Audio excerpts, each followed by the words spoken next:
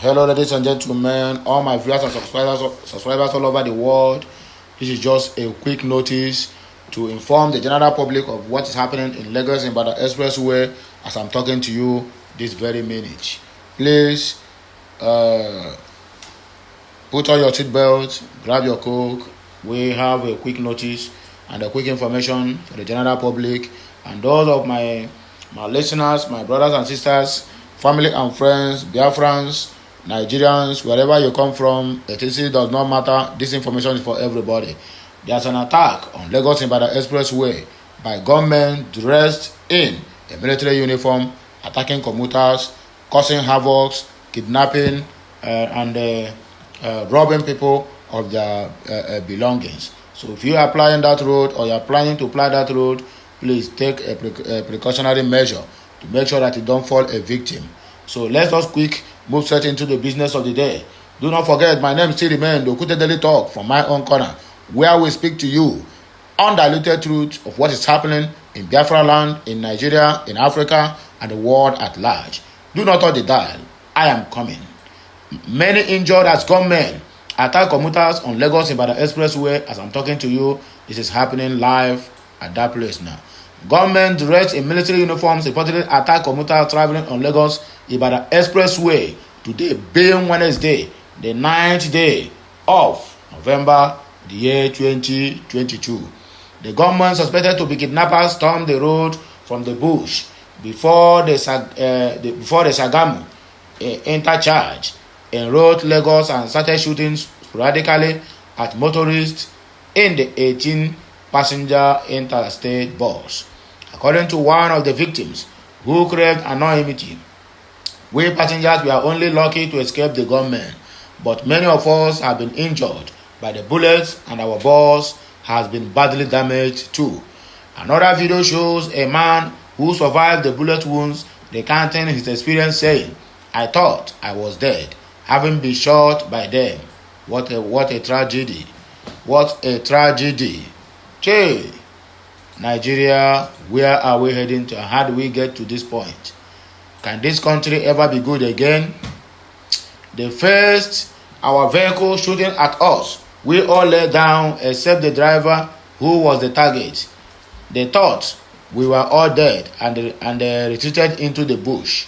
The joint patrol team of the police officers from Ogun and Oyo states arrived at the scene later. All attempts to reach Ogun State Police Public Relations Officer DSP Abimbola Oyeyemi for further details proved abortive. At the time of filling his report, he did not take his calls nor reply to the text messages sent to his phone. How can he reply? Maybe he's busy inside his office molesting one small girl or doing one thing or the other to fellow colleagues in the office. That is what they are good in doing. When there is an important motive for them to comment or report on the very issue that is happening, you will not hear from them. Rather, it was after the incident, then they will come out to begin to make some unnecessary and some illegal statements that is not even helping the matter or helping the society. That is the area that they're supposed to be good at, but they will not do it. Rather than when they see any fine boy that is dressed well, they will tag that boy a yahoo and they clean the boy account. That is what our Nigerian police is good in doing. Look at the time of filling this report, the patrol team arrived later, whereby the guns that these people are using is never a silent gun. When they shoot a gun, any detective nearby, we know that, man, there's a problem.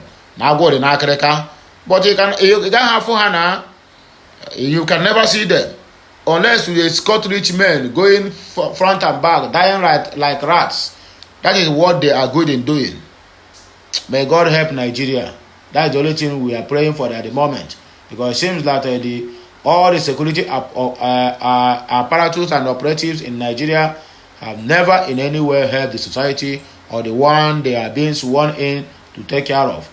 They promised to secure life and property, but now they first secure their own life other than the ones whom they use their taxpayers' money to pay their salaries. What a world. Can't you see it that Nigeria Nigeria is not going anywhere with this kind of security operatives we have in our midst. Policemen flee as government kidnap 9 Rivers passengers. This is current news. My people, this is very, very bad. Government have kidnapped 9 occupants of a commercial bus passenger traveling along the Emuoha area of the East Road in Rivers State. Hoodlums have terrorizing the Emuoha-Kalabari Road, hijacking vehicles and kidnapping travelers in the last couple of years. A native of a Degu community in Emuoha local government area, Prince Chukwu, told newsmen that the incident occurred at a boundary between Eveku and Rumodogo within Emuoha local government area of the state on this Wednesday afternoon. Chukwu said the government intercepted the bus, ordered all passengers and the driver out of the vehicle, and diverted them into a nearby bush. He stated that before policemen who get a distress call arrived at the scene, the hoodlums had fled with their captives. Mr. Chukwu lamented that since the exit of the local vigilante known as the Onaga Security Peace and the Advisory Committee code named OSPAC, crime had returned along the road. That is what we keep saying. The ones who are supposed to take care of this thing, they have used politics to pursue all of them out of the area, which is very, very, very, very bad. In this Nigerian community, what we see is very, very, very, very, very, very, very not okay. Must be sincere with you. Before the policemen at the early Brother Junction came, arrived at scene, the boys, that is kidnappers, have left with the boys inside the bush. Even the policemen at Rumoji ran away. The best solution is for the OSPAC to be brought back because they know all these bad boys and the roads they operate. Let them forget this politics they are playing and they return OSPAC. That is my own advice. That is the problem. Anything that comes to the land or to the community, if it is not from all these never do well politicians, they will never support it. Rather, they will oppose it and bring their own, which will be generating funds for them. Yes, that's in the case of a Bubago. They are using a Bubago to kidnap, to do all sorts of illegal things, to be making. They have turned them to money-making machine in our land, both in Imo State, in Ebonyi State, and other parts of the southeastern zone. That is what they are good in doing. So now look at it now. Somebody who knows exactly what is happening to that area said, since they chased this OSPAC away, then the crime which these people have set record that no crime again in that very vicinity have returned back to action, because all these ones, they know the bad boys who are doing all these things, but they are playing politics with people's lives and property. Yet they will be on national TV claiming that they have defeated insecurity and bandits, which is very, very bad. Let them forget all these politics they are playing with people's lives and let them return OSPAC. That is his own advice. He stated. When contacted, the spokesperson for the State Police Command, Grace Irango Kako, said she was yet to get the report of the incident. That is what she will say. She was yet to get the report. Not that nothing of such did not happen, but she was yet to get the report. Even if she get the report, she will not answer you correctly. That is the irony of Nigerian police. Government kidnapped ex-Akwa Ibom permanent secretary after church meeting. Government on Wednesday morning kidnapped a former permanent secretary of Akwa Ibom State, Ignatius Brown, in Abaka local government area of the state. Brown, who is the chairman St. John's Catholic Church Council, Abaka local government, was abducted a few meters away from his home while returning home after he went for a meeting of the church he had with his members that evening. The retired permanent secretary, who hailed from Echina local government area, had been living in Abaka for many years before the incident occurred that fateful day. An eyewitness who identified himself as Mr. Anefie Marcos told newsmen in Uyo on Tuesday that the hoodlums trailed the permanent secretary from the church along Abaka Ikote Road and overtook his driver some few meters away from his house. He said the hoodlums trailed him from the St. John's Catholic Cathedral along Abak Ikot Road and overpowered the driver close to the house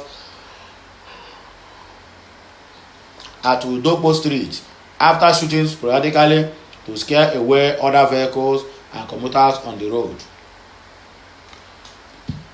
When the kidnappers succeeded in halting the Toyota RAV4 SUV of Sabram, they bundled the driver out, hijacked the vehicle, and speed away with him lying down on the floor of the car. He, however, added that the car was later recovered abandoned along the Aba Ekparakwa Road after disappearing with the victim to an unknown destination. The State Police Public Relations Officer, Odiko McDonald, who confirmed the incident, disclosed that one suspect had been arrested and helped the command with the necessary information to track down the other kidnappers. He said, "We have received that report already, and as we speak, preliminary investigation is ongoing." The Commissioner of Police, Olatoye Durosimi, had detailed the officer in charge of kidnapping and other tactical teams to ensure that the victim is successfully rescued and reunited with his family. Based on the CP's instructions, a lot had already been done. We have one person in our custody who is helping us with the necessary information, and I believe that the kidnapped victim will soon regain his freedom. According to the investigation officer who is investigating the matter. 2023 mixed reactions as presidential candidates avoid debates. Amid the political campaigns for the 2023 general election slated for February next year, many Nigerians have expressed worry about presidential candidates delegating proxies for political debates, fearing it might deny them first-hand interaction with the candidates. This is coming against the backdrop of failure by some of the leading presidential candidates to honor the last debate hosted by Arise TV. Recall that Arise TV has organized a live debate last Sunday. The debate, which hosted presidential candidates from various political parties in Abuja to interact with Nigerians, was a collaboration between Arise and the Center for Development and Democracy, CDD. Daily Post reported that 4 presidential candidates among those invited were present at the debate. They were the presidential candidate of the Labour Party, Peter Obi, the presidential candidate of the New Nigerian People's Party, Rabiu Kwankwaso, and the presidential candidate of the People's Redemption Party, Kola Abiola. Daily Post also reported that the absence of the presidential candidate for all the Progressive Congress, APC, Bola Tinubu, and the People's Democratic Party, PDP, Atiku Abubakar, who were conspicuously missing from the debate. The 2 prominent candidates failed to show up at the debate, dashing the expectation of many Nigerians who have wished to hear directly from them about their plans and programs for the country. They will not speak and they will not come there. They will only instigate their spokesperson to go on the TV stations of any kind and be lying with their lips, making promises that even their candidates will even be shocked when they hear the promises their spokesperson is making, all to get them in that seat. But it won't work this time. They have done the debates in the other presidential candidates who have been elected, and they failed the country simply because they did not appear to tell the masses what they want to do. It's only the spokesperson is the one that is making the promises. Then tell me, how will they work when they get to the seat, since they are not the one that made the promises with their own mouth or with their own mind? So this is one thing the Nigerians or the youths who have already invested their time and money in this coming election to make sure that it is a successful one, they should look into this very, very, very severely to know who have the interest of them at heart. Because you cannot tell me that somebody that a presidential candidate is bigger than over 200 million Nigerians out there who is looking up to them for a better life, for a better governance, for the change of life, for the change of change, to bring back the Nigeria which all of us are vying for a very long time. For over how many years now, Nigeria have been in dismay. Nigeria have been in disaster. In all the areas, Nigeria have lost it all. So we want that Nigeria to be back again. Let them come out and tell us with their mouth. We don't want to hear again from the so-called the spokesperson or whatever, or even if that is their campaign manager or whatever. Come out, you the presidential candidate of all progressive party. Shebi, you say you are not running for anything. This one is something that mouth can talk. Come and tell us your plan for Nigerians. We don't want to hear from any of your spokesperson again. Come the live debate. Tell us, look at what I will do and what I will not do. Not when you go out there on an arranged meeting, they will write script for you and you keep on telling them lies upon lies upon lies. That script that you don't even know the meaning of it. Just they write and give to you and begin to practice. When you practice, you cram it on your head and go out there to make gist of the whole Nigerians. It is not going to happen this time. It's either you come out for the debate or nothing for you. That is the final, and that is where we stand. The two prominent candidates failed to show up at the debate, dashing the expectation of Nigerians which were directly programs and plans. Justifying the absence of each candidate at the live presidential debate, the APC's campaign council has said the debate clashed with the engagement of Bola Ahmed Tinubu. Story for the gods. Ogun, I go kill all of you. Even that Bola Ahmed Tinubu, Ogun go kill him. The APC presidential candidate also said he would not be reloaded into appearing for media debates. This was disclosed in a statement through his director of media and publicity, Bayo Ononoga. Stupid set of people. This Bayo Ononoga, Ogun go kill you and your family. Your kids will never see anything good. If that is what you people do, go out there to sell fake drugs to people. You want to just force Otabiaba to us. We have not survived the current rat poison. Now we want to sell the men of Otabiaba. Abi volume 4 to us. No, Google kill all of us. On his part, the People's Democratic Party candidate Atiku Abubakar was said to be on his way from Morocco and was, however, represented by Governor Ifeanyi Okowa of Delta State, his running mate. The party has not issued any other statement as to that regard. However, the absence of the two prominent candidates has attracted mixed reactions from many Nigerians. Reacting to the failure by some of these presidential candidates to honor the debate, many Nigerians who spoke to Daily Trust expressed disappointment. They lamented that such an act showed they won't be accountable to the citizens. Of course, if elected into power, because they are bigger than the country and you cannot even question them. Imagine this one, what do they call it? This Bola Ahmed Tinubu going on a live TV telling that anyone that is clamoring for the change of government should shut up. That is imagine the arrogance. Imagine the arrogance of somebody who is clamoring to be the Nigerian president. When you get to see tomorrow, imagine what will happen when the people complain about bad governance. That means he will send soldiers on the street to begin to shoot everybody who complain about his administration. It is very, very bad. It is not going to work for you people these days. And my prayer is that you can never be alive even to witness the coming 2023 general election. If someone who wants to be the president can't express himself, then he is not even supposed to be presidential candidate in the first place, because as president, they will represent the country at its affairs, home and abroad, says an Abuja resident who identified himself as Lawal, a civil servant. He added that most of these actions by our government, its agencies and those seeking to lead us happen because we the citizens are here to unite and act the needful. And that is the simple truth. There's no unity. If the youth and the Nigerians who have been suffering on all these things, Where can you have a graduate with a first class riding a keke? It's only in Nigeria. If they can come together as one, whether you are Igbo, Hausa, Yoruba, no matter your tribe, it doesn't matter. What matters is that we want Nigerians to work for everybody. If they come together, all this never do well. Old cargoes we shift and give them the way.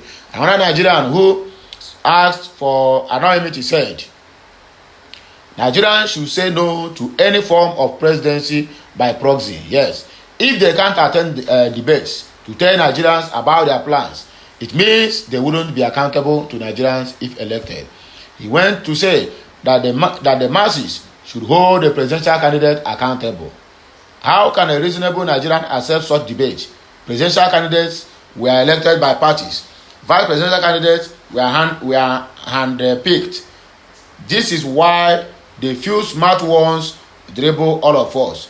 Many of us don't even know what our rights are, so we don't demand it, he said.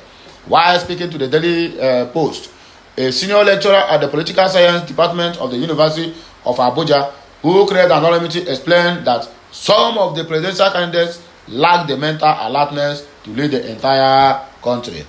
He also kicked against the refusal of some candidates to honor debates. When one excusing himself from such an event, it shows lack of the mental capacity to withstand the rigor of debate. It is not something we should encourage. There should be repercussions for such action. Nobody pushes them to vie for presidency, so they must present themselves to Nigerians to assess them, and one of them is through debate, he said. That is it. In other developed countries, when it is time for election or anyone who is fighting for any public office, they will bring themselves for screening. Yes, the general masses have to ask them questions. There are some things that they need to tell the masses which they cannot talk to their what do they call it, to their DG of campaign or to their running mate.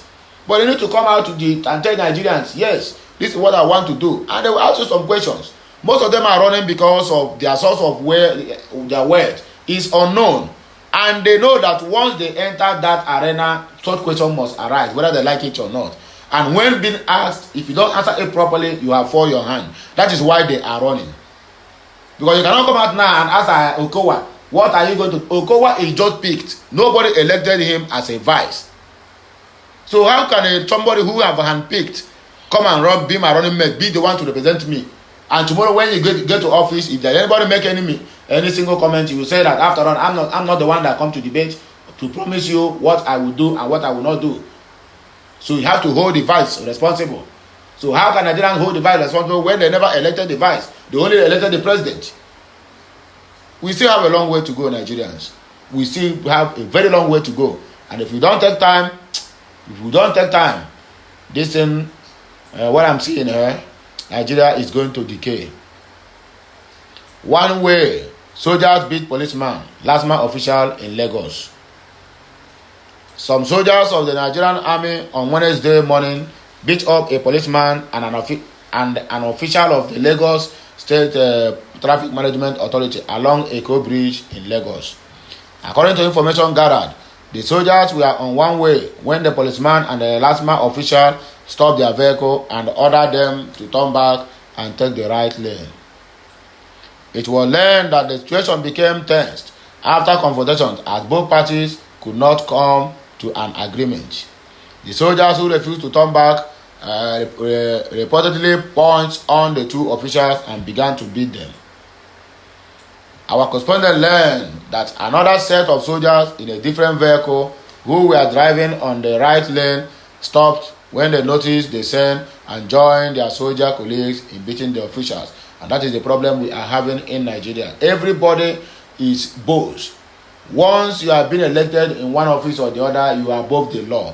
How can you be running one way no matter? And if you check it very well now, you find out that they don't have any urgent call. There is no distress call or whatsoever that made them to follow that law. That's simply because they believe they are above the law, that they are above the soldiers. After all, when they finish this thing, they will not do them anything. They will not dismiss them. That's why they keep on misbehaving. And that is the problem we are having in Nigeria, because everybody that is even a local government chairman will come out now and see, oh, that's somebody who you know that is even better than where you are. And we begin to talk some trash into that man's life, and which is very, very bad. Nigerians, people need to repent. This is not the way forward, and we cannot get to anywhere with this kind of attitude. Although calm has been restored to the area, and both parties are said to have apologized to each other, it was learned that the wounded officials are presently receiving medical treatment in the hospital. They have been wounded, and they will go home now wounded to their families. This life no balance.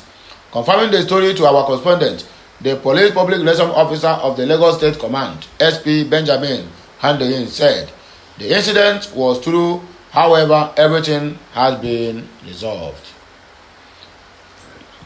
He said, yes, the incident happened this morning, Wednesday, along Echo Bridge. Everything is fine now, and our man is undergoing treatment at a hospital. Both parties have apologized to each other, and there is no cause for alarm. The situation is under control. Just they apologize to each other. Then somebody who has been wounded now, imagine how many soldiers descend to 2 police officers and beating them to stupor. Now the spokesperson of the police say no cause for alarm. Everything is under control. That is the end, though. That is the end. And they have wounded this man now. The breadwinner of a family, father of some kids, waiting for their dad to come back home. Somebody who come out this morning with complete body will go back now with bandage or whatever, or even with a broken hand. That is Nigeria for you. The Nigerian Army and the Nigerian Police Force in Lagos State will continue to coexist in harmony, he added. That is it now, because on our way, they are not the one that received the beating, so why can't you make all this kind of silly statements? Of course, they are beating others. So now, you are the one that is saying that they are coexist. And the matter where they for Nigeria, not only Ogu go fit settle am. Others have treated Igbos with leprous fingers. Only Atiku has shown respect. PDP, get out. Which Atiku? What have Atiku have done? The People's Democratic Party PDP has said that Ndi Igbo will only be available to attend the presidency if they vote for its presidential candidate, Atiku Abubakar, in the 2023 election. Foul. The PDP insisted that Atiku has proven he is a leader that can and should be trusted. In what way? You people should be given instances, please. I hate all this kind of nonsense. The party maintained that no other tribe in Nigeria has trusted the Igbo and made them direct partners in progress than Atiku. Progress or failure, right? I hear you well. Speaking in a statement made available to journalists in Oka on Tuesday by its Deputy Director of Media and Publicity, Presidential Management Committee, Uloka Chibuike, the PDP insisted that Ndi Igbo has a duty towards the former vice president. The party argued that Ndi Igbo owes Atiku their allegiance because he has pledged to restructure Nigeria to favor and accommodate the Southeast and make sure that his successor comes from the region. This man, I don't know. With all due respect, Ogu go kill you. Somebody who come here and promise that after him, he did that in Enugu, that after him, that Igbo will produce the next president. He went to Rivers, the same thing. He went to the other side of this where he went to campaign, the same thing. So how many people you want to give presidency? So as big as you are still being deceived by all these mere mouth promises. Oh, although you are dreaming. There you go. He will bring a Nigerian closer to you. That is how they keep using you. Tomorrow now you will be the one to come out now and say, oh, I don't know, it's like this. Even when I'm campaigning, I thought he can be trusted. Abi, by that time it will have been too late. In fact, with all due respect, Ogu will kill all of us now. Nonsense. The party argued that Ndi Igbo owes Atiku their allegiance. Which kind of such allegiance? May God forgive you because you don't know what you are doing. Nonsense set of people.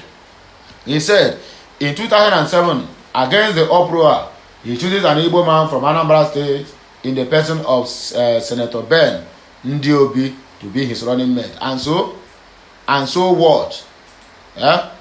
Despite the animosity of many, he chooses Peter Obi as his running mate in 2009 to prove his relationship with Igbo, because he's looking for Igbo votes.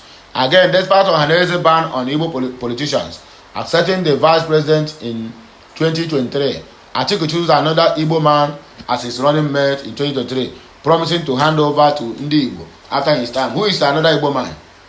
How will Okowa talk be a Igbo man? People who have distanced themselves, I tell you that if you are talking about anything Biafra or Igbo, they are not among. So if they ask you now, you say, Okowa is from Igbo land. From where? Go and ask Okowa. Have Okowa come out and tell you, yes, I'm from Igbo? All this banana brains Igbos will have here and there. Saboteurs of the highest order. Ugu, now you go kill all of them. God of Ayelara, you go kill all of them.